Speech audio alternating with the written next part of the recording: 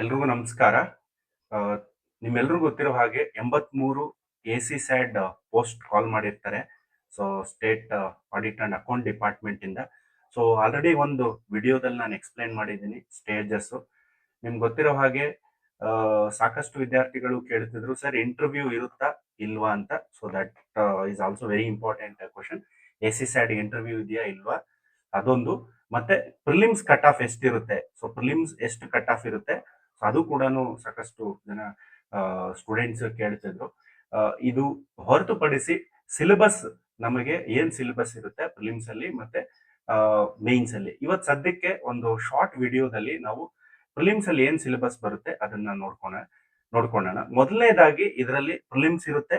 So qualifying nature ಇರುತ್ತೆ. Prelims ನೀವು just cut off pass ಮಾಡ್ಬೇಕಾಗುತ್ತೆ. ಅದ ನಂತರ ಮೇನ್ಸ್ ಇರುತ್ತೆ. ಈ ಮೇನ್ ಸ್ಕೋರು ಏನು ನಿಮ್ಮ ಮೆರಿಟ್ ಕನ್ಸಿಡರ್ ಆಗುತ್ತೆ. ಅಂಡ್ ಇಂಟರ್ವ್ಯೂ ಇದರಲ್ಲಿ ಇರೋದಿಲ್ಲ. ಸೊ ಇಂಟರ್ವ್ಯೂ ಇರೋದಿಲ್ಲ. ಸೊ ಎ ಸಿ ಆದ್ರೆ, ಅಂದ್ರೆ ಅಸಿಸ್ಟೆಂಟ್ ಕಂಟ್ರೋಲರ್ ಆದ್ರೆ ನೀವು ಗ್ರೂಪ್ ಎ ಪೋಸ್ಟ್ ಬರ್ತೀರಾ. ಅಂಡ್ ಎಒ ಆದ್ರೆ, ಆಡಿಟ್ ಆಫೀಸರ್ ಆದ್ರೆ ಗ್ರೂಪ್ ಬಿ ಪೋಸ್ಟ್ ಬರುತ್ತೆ. ಸೊ ಇದಷ್ಟು ಒಂದು ಬೇಸಿಕ್ ಇನ್ಫಾರ್ಮೇಶನ್ ತಮ್ಮೆಲ್ಲರೂ ಗೊತ್ತಿರಬೇಕು.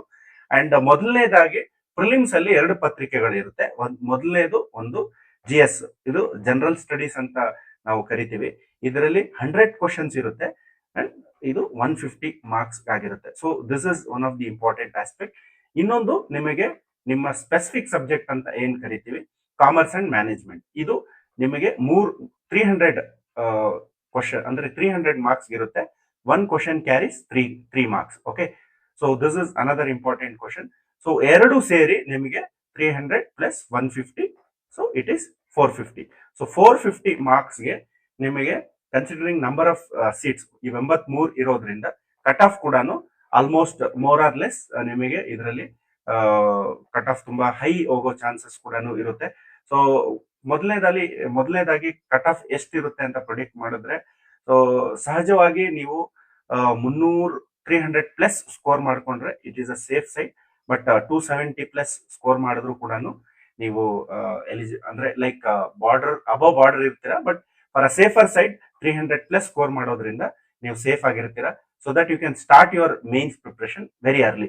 ಸೊ ನಾವು ಯಾವ ತರ ಈ 300 ಸ್ಕೋರ್ ಮಾಡೋದು ಅನ್ನೋದು ನಮಗೆ ಈಗ ಉಂಟಾಗುವ ಪ್ರಶ್ನೆ.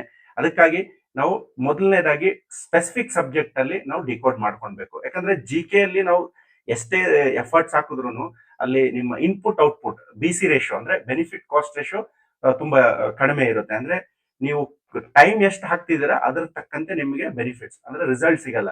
ಬಟ್ ಸ್ಪೆಸಿಫಿಕ್ ಪೇಪರ್ ಅಲ್ಲಿ ಆತರ ಇಲ್ಲ. ನೀವು ಡಿಫೈನ್ಡ್ ಸಿಲೆಬಸ್ ಇದೆ, ಇದರಲ್ಲಿ ಕರೆಕ್ಟ್ ಆಗಿ ಓದ್ಕೊಂಡು ಹೋದ್ರು ನೀವು ಮೋರ್ ದೆನ್ ಏನು ನಿಮಗೆ 200 ಮಾರ್ಕ್ಸ್ ಸ್ಕೋರ್ ತೆಗಿಬಹುದು, 200 ಪ್ಲಸ್ 250 ಪ್ಲಸ್ ಸ್ಕೋರ್ ತೆಗಿಬಹುದು ಅಂತ ನಾನು ಹೇಳ್ತೇನೆ. ನೋಡಿ, ಮೊದಲು ಸಿಲೆಬಸ್ ನ ಡಿಕೋಡ್ ಮಾಡ್ಕೊಳ್ಳಿ. ಈ ಒಂದು PDF ನಮ್ಮ ಒಂದು ಟೆಲಿಗ್ರಾಮ್ ಚಾನಲ್ ಅಲ್ಲಿ ನಿಮ್ಗೆ ಸಿಗುತ್ತೆ. ಡಿಸ್ಕ್ರಿಪ್ಷನ್ ಅಲ್ಲೂ ಕೊಟ್ಟಿರ್ತೀನಿ ಲಿಂಕ್, ಅಲ್ಲಿಂದ ಹೋಗಿ ಡೌನ್ಲೋಡ್ ಮಾಡ್ಕೊಬಹುದು. ಮೊದಲನೇದಾಗಿ ಅಕೌಂಟಿಂಗ್ ಅಂಡ್ ಫೈನಾನ್ಸ್ ಇರುತ್ತೆ. ಸೊ ಪೇಪರ್ ಎರಡು ಪಾರ್ಟ್ ಇರುತ್ತೆ ಪೇಪರ್ 2 ಅಲ್ಲಿ.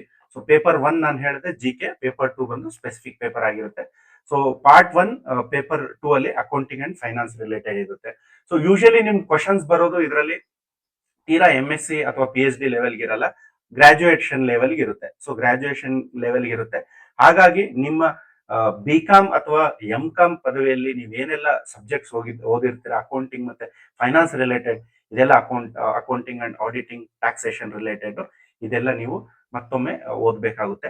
ಇದಕ್ಕೆ ನಮ್ಮಲ್ಲಿ ಸ್ಟಡಿ ಮಟೀರಿಯಲ್ ಕೂಡ ಸಿಗುತ್ತೆ, ಪ್ರಿಲಿಮ್ಸ್ ಟೆಸ್ಟ್ ಸೀರೀಸ್ ಕೂಡ ಸಿಗುತ್ತೆ. ನೀವು ಬೇಕಾದ್ರೆ ಇಂಟ್ರೆಸ್ಟೆಡ್, ಆಸಕ್ತಿ ಇರೋರು ಜಾಯಿನ್ ಆಗ್ಬೋದು. ಸೊ ನಾನು ನಂಬರ್ ಕೊಟ್ಟಿರ್ತೀನಿ, ಇಲ್ಲಿ ನಂಬರ್ ಕೂಡ ಇದೆ, ಅದನ್ನ ನೋಟ್ ಮಾಡ್ಕೊಂಡು ನೀವು ಕಾಲ್ ಮಾಡಿ ನಮ್ಮ ಸಂಸ್ಥೆಗೆ ಕೇಳಬಹುದು.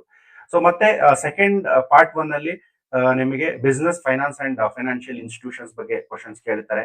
So institutions related finance like banks ಆಗಿರ್ಬೋದು, ಫೈನಾನ್ಸಿಂಗ್ ಏಜೆನ್ಸೀಸ್ ಆಗಿರ್ಬೋದು, ಅದ್ರ ಬಗ್ಗೆ ಎಲ್ಲ ಕ್ವಶನ್ಸ್ ಬರುತ್ತೆ.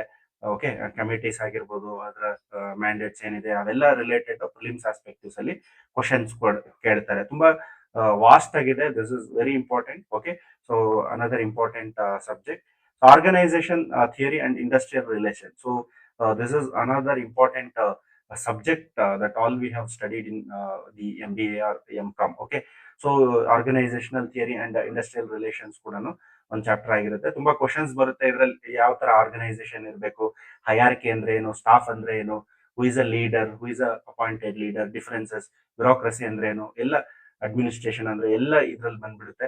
ಇಂಡಸ್ಟ್ರಿಯಲ್ ರಿಲೇಷನ್ಸ್ ಕೂಡ ತುಂಬಾ ಇಂಪಾರ್ಟೆಂಟ್ ಆಗಿರುತ್ತೆ. So relation between the employee and employer, labour and worker, ಎಲ್ಲ ಆಸ್ಪೆಕ್ಟ್ಸ್ ಇದರಲ್ಲಿ ನಾವು ನೋಡೋದಕ್ಕೆ ಬರುತ್ತೆ.